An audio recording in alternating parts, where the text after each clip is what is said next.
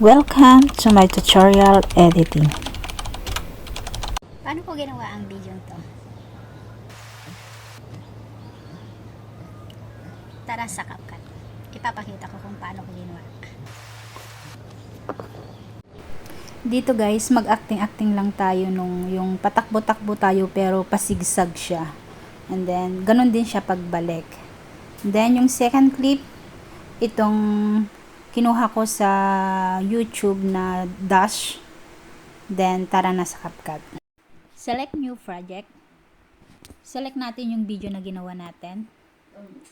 And then, dito guys, mag-delete muna tayo dito sa may unahan. Hanapin natin yung pinaka-starting point. And then, split natin. Then, delete yung nasa unahan. And then, dito, hanapin naman natin yung pinaka-starting point ng pag-i-speed. Ayan. Split lang natin. And then, move tayo sa dulo. Hanapin naman natin dito yung part na nag-end na or nakabalik na siya. Ayan. Yung part na to. Split lang natin. And then, move tayo sa gitna. Pinutin natin tong gitna, yung naka-speed. Naka-split. And then, hanapin natin yung speed. Then, normal. And then, ilagay lang natin sa 15. Or 16, pwede din. And then, pag okay na, check. And then, next, pindutin natin yung maliit na clip. Yan, yung naka-speed. Then, hilayin natin para medyo lumaki ng konti. And then, next, hanapin na natin ngayon yung motion blur. Motion blur. Asan ka na? Yan. Pag okay na, pindutin natin yung blur. Isagad lang natin sa 100. And then, yung blend, ilagay lang natin sa 20. Then, yung nakikita nyo na times sa may baba. Yan. Ilagay lang natin sa twice. Para mas mapabilis yung pag-speed. Then, pag okay, check. Tapos, wait lang natin mag-generate kasi medyo matagal siya talaga.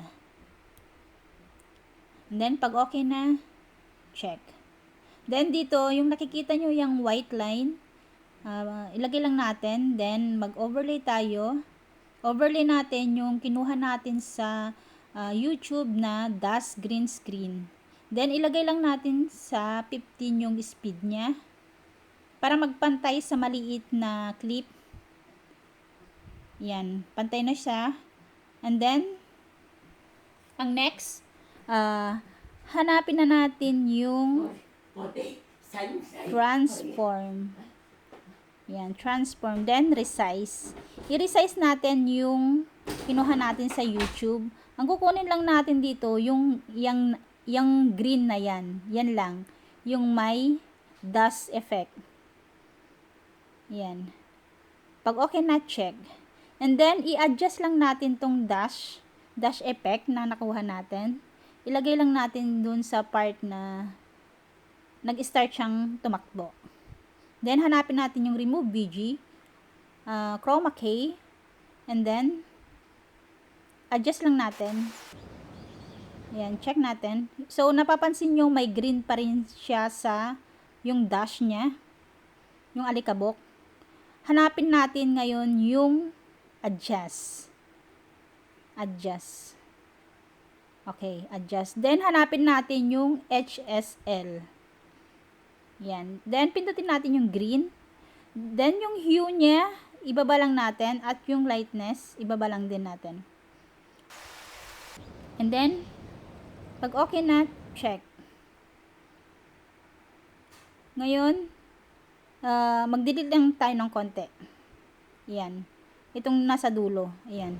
Adjust. Then, pwede na nating export. So, ganun lang siya sa kasimple guys. Kung may natutunan kayo sa video to, don't forget to like, comment, and share na rin. Thank you for watching!